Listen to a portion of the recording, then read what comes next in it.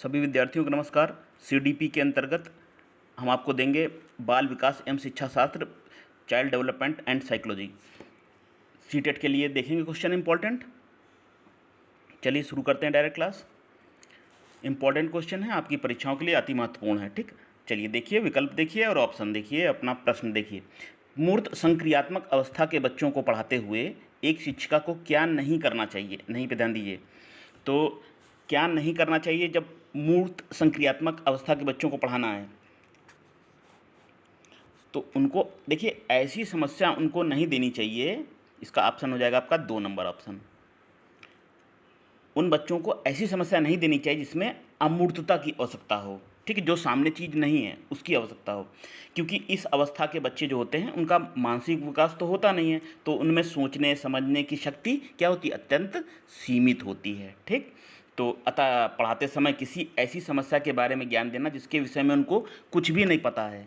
अगर आप ऐसी चीज़ बताएंगे जिसकी कोई जानकारी नहीं है तो कैसे बच्चे ग्रहण कर पाएंगे कुछ? तो ये बात सही नहीं है। 2 नंबर का ऑप्शन है जिसमें अमूर्तता की आवश्यकता है, तो ऐसे बच्चों को नहीं देना चाहिए। उन्हें ऐसी समस्या का समाधान करने के लिए कहना चाहिए बच्चों को जो मूर्त रूप में हो। ठीक, सामने हो और जिसके बारे में वो सोच समझ सकती जिनमें डेवलप हो। नेक्स्ट देखिए, आनुवांशिक विन्यास के पूर्व निर्धारित रूप से प्रकट करने की प्रक्रिया क्या कहलाती है? आंसर देखिए, आनुवांशिक विन्यास के पूर्व निर्धारित रूप से प्रकट करने की प्रक्रिया को कहते हैं परिपक्वता। 4 नंबर ऑप्शन सही है आपका। आनुवांशिकता और पर्यावरण के मध्य एक अंतर संबंध के माध्यम से क्या भावनात्मक, मानसिक और शारीरिक रूप से परिपक्व होने की प्रक्रिया एक स्वाभाविक प्रक्रिया होती है। नेक्स्ट देखिए, एक बच्चे में दूसरे की नीयत और इच्छाओं को समझने की योग्यता है। यह बुद्धि के किस स्वरूप को दर्शाता है? एक बच्चा है जो दूसरे बच्चे की इच्छा, नीयत और स्वभाव से परिचित है। ठीक, और उसको परखने की योग्यता है दूसरे के स्वभाव की, दूसरे की समझ को। तो ये कौन सा बुद्धि का स्वरूप है?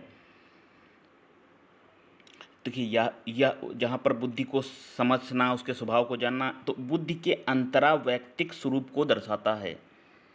अंतरावैयक्तिक स्वरूप। ठीक, इस स्वरूप को कहते हैं जहाँ पर बच्चों में दूसरे के स्वभाव को, नियत को, इच्छाओं को जानने की योग्यता आ जाती है।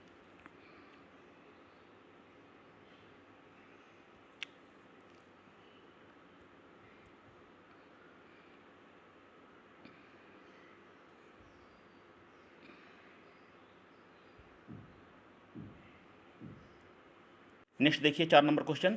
एक बच्चा है, ये पूरा नहीं आया है, एक बच्चा है जो कक्षा में बहुत बात करता है।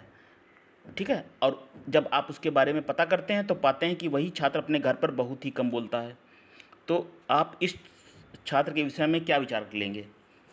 कक्षा में ज़्यादा बात करता है एक बच्चा और घर पर बहुत कम बोलता है, तो क्या मतलब है इसका? इससे आप क्या अनुमान लगाएंगे? प्रत्येक समय बच्चों की खूब बातें करने का अवसर देता है। देखिए, इसमें जो होगा ना, उस बच्चे के विचारों को विद्यालय में मान्यता मिलती है, उसकी बात को बच्चे सुनते हैं, मानते हैं। ठीक है, वहाँ उसको स्वीकार्यता मिल रही है। अतः देखिए, आंसर आपका 4 नंबर सही हो जाएगा। नहीं, देखिए, निम्नलिखित में से कौन सा युग्म सुमेलित नहीं है? नैतिक विकास का चरण। ये विद्यार्थियों इनकम्प्लीट प्रश्न है। ठीक है, पूरा आया नहीं फाइल में, हम अगला बताएंगे आपको। नेक्स्ट है, एक शिक्षिका यह धारणा रखती है कि लड़के अधिक बुद्धिमान और जोखिम वाले होते हैं।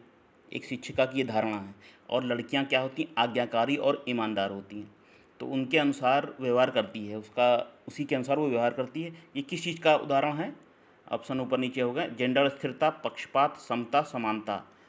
जाहिर सी बात है, ये उस शिक्षिका की सोच ये बता रही है कि ये जेंडर पक्षपात है। 1 नंबर ऑप्शन।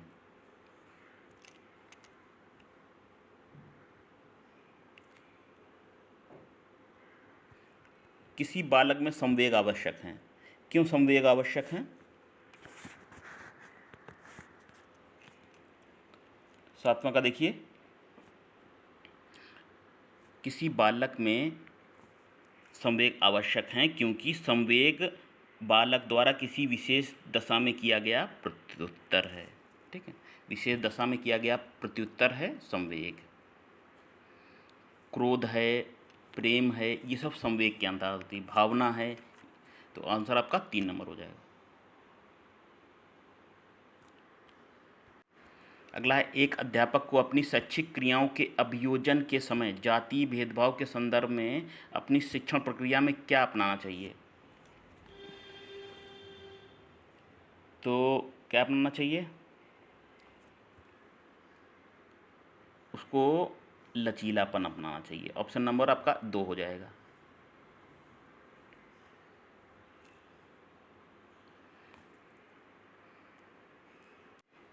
अगला है, विद्यार्थियों में अधिगम को सुसाध्य करते समय शिक्षकों को निम्नलिखित में से किस रणनीति से बचना चाहिए?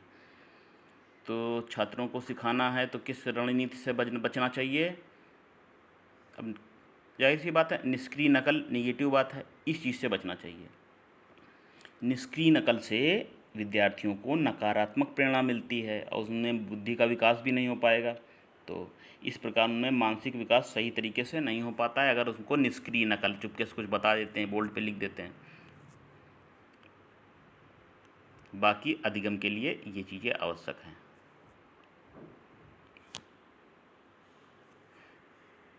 अगला है, बुद्धि के प्रतिदर्श सिद्धांत का प्रतिपादन किसने किया था? बुद्धि के प्रतिदर्श सिद्धांत का प्रतिपादन नोट कर लीजिए, किया था थॉमसन ने। 1 नंबर।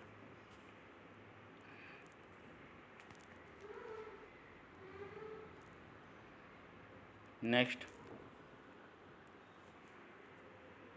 वर्तमान समय में सतत एवं व्यापक मूल्यांकन के अंतर्गत ग्रेडों में अंकों का वितरण किया जाता है। इस प्रणाली में कितने प्रतिशत अंक प्राप्त करने वाले छात्र को बहुत अच्छा या बी ग्रेड के अंतर्गत रखा जाएगा? बहुत अच्छा और बी ग्रेड के अंतर्गत किसको रखा जाएगा? देखिए, इसमें जो हो जाएगा 2 नंबर, 56 से 74%, ये है आपका। क्योंकि वर्तमान समय में सतत और व्यापक मूल्यांकन के लिए ग्रेडों में अंकों का वितरण किया जाता है। इस प्रणाली में देखिए क्या है, 56 से 74% अंक प्राप्त करने वाले छात्र को बहुत अच्छा कहेंगे या बी ग्रेड के अंतर्गत रखा जाएगा। नेक्स्ट देखिए, राष्ट्रीय शिक्षा नीति 2020 के अनुसार आपको लगता है कौन सा कथन असंगत है, मतलब गलत है? कौन सा कथन गलत है? बच्चों को पहले 3 वर्ष आंगनबाड़ी में प्री स्कूलिंग लेना होगा, ये बात सही है। 9वीं कक्षा में व्यावसायिक परीक्षण इंटर्नशिप आरंभ की गई है, सही है। ये बात देखिए गलत है। इस शिक्षा नीति के अंतर्गत 5+3+4 ये भी बात सही है। इसके अंतर्गत बच्चों को सोच को अधिक से अधिक तार्किक से सही है। यानी क्या आपका 2 नंबर जो ऑप्शन है, 9वीं कक्षा में व्यावसायिक परीक्षण इंटर्नशिप प्रारंभ की जाएगी, ये कथन असंगत है। राष्ट्रीय शिक्षा नीति 2020 के अंतर्गत सरकारी नीतियों के अंतर्गत कक्षा 6 से ही व्यावसायिक परीक्षण इंटर्नशिप जो है वो आरंभ की जाएगी। मुख्य उद्देश्य क्या है? शिक्षा प्राप्त के साथ छात्रों को, बच्चों को कुशल बनाना, ताकि शिक्षा का रचनात्मक उपयोग किया जा सके। नेक्स्ट, आप अपनी कक्षा में शिक्षण के दौरान कड़ी मेहनत करते हैं, फिर भी आपको कक्षा में काफ़ी शैक्षिक विभिन्नता दिखाई पड़ती है, क्या कारण है? मेहनत ज़्यादा कर रहे हैं फिर भी बच्चे उतना नहीं सीख रहे हैं, या कुछ सीख रहे हैं कुछ नहीं सीख रहे हैं, क्या कारण है इसका? कुछ छात्र सो जाते हैं, ऐसा नहीं है। कुछ छात्र पसंद नहीं करते हैं, ऐसा नहीं है। इसलिए है कि भिन्न भिन्न छात्रों में व्यक्तिगत गुण भिन्न भिन्न होते हैं। आप पढ़ा तो मन से रहे हैं, बहुत अच्छा पढ़ा रहे हैं, लेकिन सबके सीखने की, समझने की, जानने की क्षमता जो है वो अलग है। व्यक्तिगत भिन्नता होती है बाद छात्रों में। 3 नंबर ऑप्शन।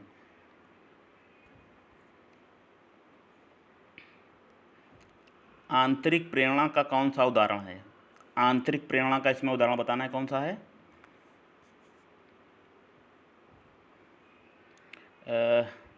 माता पिता द्वारा दंड से बचने के लिए अध्ययन नहीं। देखिए, एक गतिविधि में रुचि के कारण अध्ययन। आंतरिक प्रेरणा का ये उदाहरण है, किसी भी एक गतिविधि में छात्र की रुचि है और उसके कारण वो अध्ययन कर रहा है, तो अंदर से ही कहीं ना कहीं उसको प्रेरणा मिल रही है, शिक्षक को ये बाकी नहीं है। 2 नंबर ऑप्शन है आंतरिक प्रेरणा का ये उदाहरण हो जाएगा कि होता है ना, अंदर से ही जिज्ञासा होती है कि हम कुछ पढ़ें, कुछ जो चीज़ अच्छी लग रही है तो और अंदर से अच्छा लगता है, आंतरिक प्रेरणा आती है, हाँ मज़ा आ रहा है। 2 नंबर का ऑप्शन।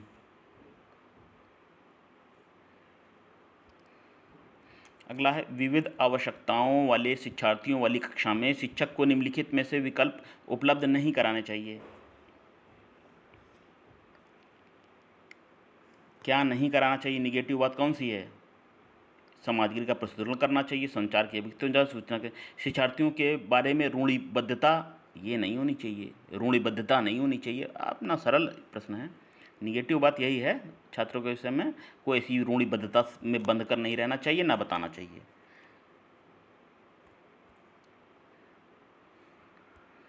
नेक्स्ट है, यदि आप अपनी कक्षा के बच्चों में यह भावना जागृत करना चाहते हैं कि उन्हें विद्यालयी उपलब्धियों में सफल होना चाहिए तो निम्नलिखित में से क्या उपाय करेंगे?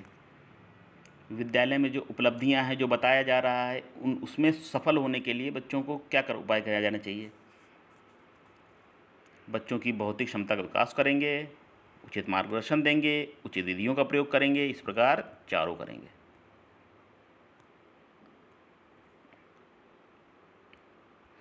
एक ऐसी स्थिति में जहां परिणाम अनिश्चित है लेकिन ध्यान असफलता पर हो, तब बच्चे का क्या भाव महसूस होगा? परिणाम अनिश्चित है,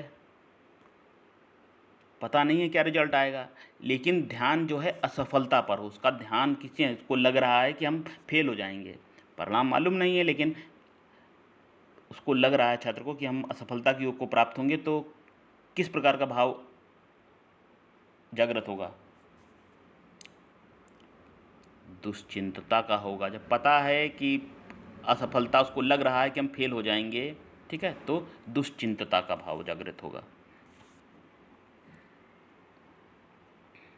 दुश्चिंतता क्या है? दुश्चिंतता देखिए एक ऐसी मानसिक अवस्था होती है जिसके चिंता अधिक बढ़ने लगती है, मानसिक रूप से व्यक्ति अस्थिर हो जाता है दुश्चिंतता में, ठीक है, अस्थिर हो जाता है ऐसे वक्त ऐसा बच्चा। इस दुविधा में रहता है कि परिणाम सकारात्मक होगा या नकारात्मक, ठीक।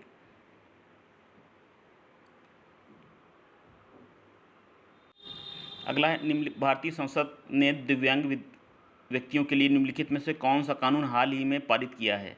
दिव्यांगों के लिए कौन सा कानून पारित किया गया है? निःशक्त व्यक्ति समान अधिकार, नंबर 2 ऑप्शन आपका देखिए, ठीक है। ये निःशक्त व्यक्ति समान अवसर अधिकार संरक्षण और पूर्ण भागीदारी अधिनियम, ठीक, ये कानून निःशक्तता के लिए पारित हुआ है। नोट करते रहिएगा, अच्छी चीज़ें, इंपॉर्टेंट चीज़ें, ठीक।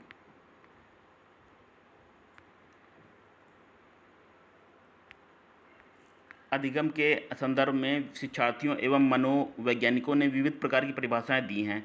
इस परिभाषा के अनुसार अधिगम चलने वाली एक निरंतर प्रक्रिया है। अधिगम कब तक चलती है? सीखना देखिए क्या है, तो सरल प्रश्न बता भी चुके हैं, सीखना जीवन भर चलता है, कोई सीखने की, अधिगम की कोई अवस्था नहीं होती है।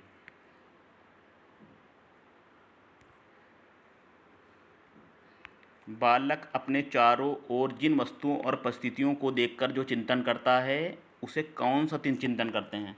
चारों ओर की वस्तुओं को, चीज़ों को, परिस्थितियों को देख रहा है और सोच रहा है, तो ये किस प्रकार का चिंतन है?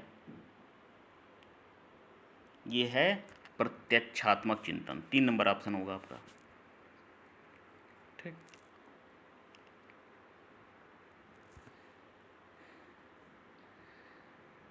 अगला है, एक शिक्षक को उन गतिविधियों को बढ़ावा देना चाहिए जो क्या हों?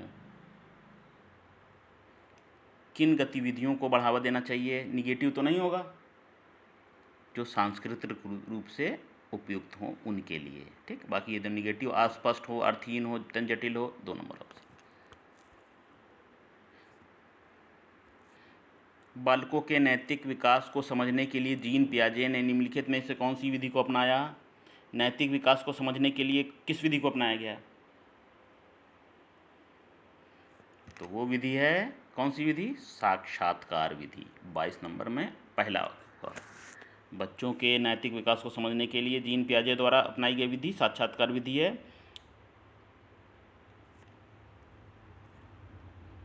नेक्स्ट, मैं कौन हूँ, मैं क्या हूँ और मैं भी कुछ हूँ आदि ऐसी प्रबल भावनाएं विकास की किस अवस्था में की ओर इंगित करती हैं? कब बच्चा सोचने लगता है मैं कौन हूँ, मैं क्या हूँ, मैं भी कुछ हूँ? तो ऐसी भावनाएं कब आती हैं? बच्चा अपने आप को जानने लगता है, समझने लगता है और कुछ मानने लगता है, वो होती है किशोरावस्था। आवेग और वेग और तूफान की अवस्था, ठीक है। सबसे ज़्यादा अध्ययन जिस अवस्था पे हुआ है वो है किशोरावस्था।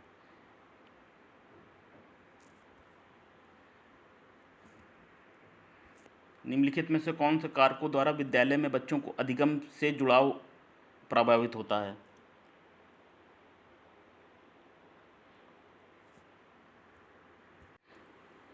देखिए, इसमें पारिवारिक समाजीकरण और सांस्कृतिक मूल्यों, यानी कि ऑप्शन हो जाएगा आपका 1 और 3। बच्चा कैसे सीखता है? पारिवारिक समाजीकरण के द्वारा और कैसे? सांस्कृतिक मूल्यों द्वारा, ठीक। ये कारक जिम्मेदार हैं बच्चों को सीखने के लिए और इनमें महत्वपूर्ण है।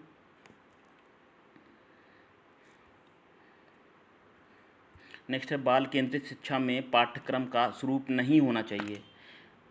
कैसा पाठ्यक्रम का स्वरूप नहीं होना चाहिए बाल केंद्रित शिक्षा में? पूर्व ज्ञान पर आधारित नहीं होना चाहिए। पहला ही प्रश्न में ही हमने आपको बताया ना, जो चीज़ें मूर्त अवस्था में हों, जिसके बारे में छात्र कल्पना कर सके, जो चीज़ सामने रखी हो वही बताना चाहिए, जिसके बारे में सोचा ना सके वो चीज़ नहीं बताना चाहिए। तो पूर्व ज्ञान पर आधारित पाठ्यक्रम नहीं होना चाहिए। कोहलबर्ग का प्रश्न आ गया। देखिए, कोहलबर्ग के अनुसार नैतिक विकास का प्रथम चरण कौन सा है? दंड एवं आज्ञापालन की अभिमुखता पहला ऑप्शन हो जाएगा।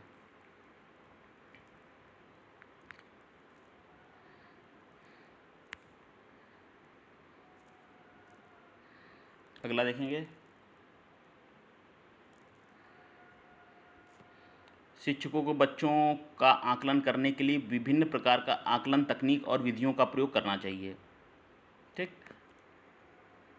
बच्चों को सिखाने के लिए, उनका आकलन करने के लिए, असेसमेंट करने के लिए अनेक विधियों का प्रयोग करना चाहिए। कोई भी एक मूल्यांकन तकनीक बच्चे की प्रगति और विकास के क्षेत्रों में जानकारी प्रदान करने में सक्षम नहीं है। अच्छा,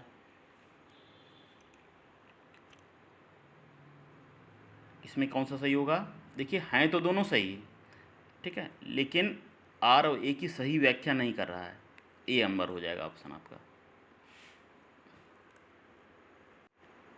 बल्कि इसमें विद्यार्थियों ये नहीं नहीं है, ये ए और आर की सही व्याख्या है, ठीक है। बच्चों का आकलन करना है तो अनेक तरह की विधियों का प्रयोग करना चाहिए, बात सही है। और एक ही विधि से केवल आकलन नहीं किया जा सकता, ये भी शायद बात सही है। मतलब ए आर सही है और उसकी सही व्याख्या कर रहा है, ए आर की सही व्याख्या है, ठीक। बाई मिस्टेक वो बता दिया। नेक्स्ट देखेंगे।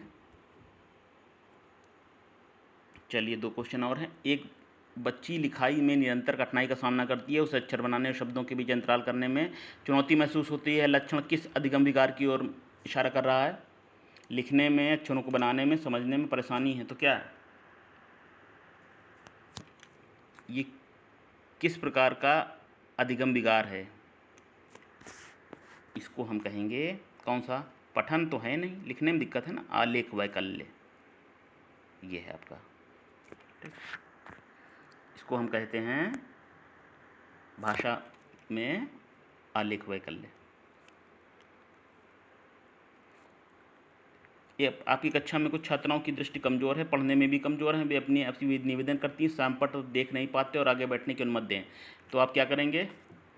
कुछ बच्चों को दिखने में दिक्कत है तो पीछे बैठते हैं, तो उनको क्या है, उनको दिखता नहीं है, तो वो कह रहे हैं कि हमको आगे बैठना है। तो आप क्या करेंगे इसी स्थिति में? क्या होगी आपकी प्रतिक्रिया?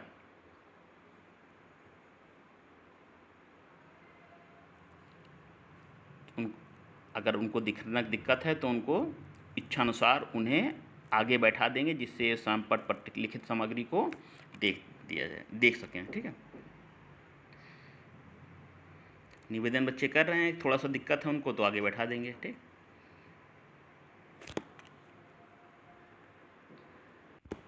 अगला है, शिक्षण अधिगम प्रक्रिया के दौरान एक शिक्षक को विद्यार्थियों को उनकी भ्रांतियों और वैकल्पिक अवधारणाओं को साझा करने का अवसर देना चाहिए।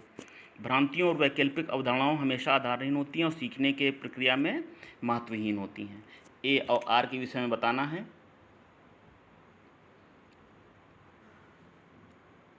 देखिए, शिक्षण अधिगम के दौरान विभिन्न भ्रांतियों को उनके जो डाउट्स हैं, इल्यूजन्स हैं, शक हैं, संदेह हैं, परीक्षा संबंधी कोई बात है, उनको कहना चाहिए विद्यार्थियों की वो साझा करें। ये तो सही है आपका, ठीक है, ये आपका सही है। और भ्रांतियाँ आधारहीन होती हैं नहीं, अगर भ्रांतियाँ और वैकल्पिक अवधारणाएं सीखने में भी महत्वपूर्ण भूमिका अदा करती हैं, तो ये आर ऑप्शन जो है ना आपका गलत है, ए ही सही है। चलिए विद्यार्थी, हमने आपको सीडीपी के 30 प्रश्न दिए आपकी सीटेट के लिए।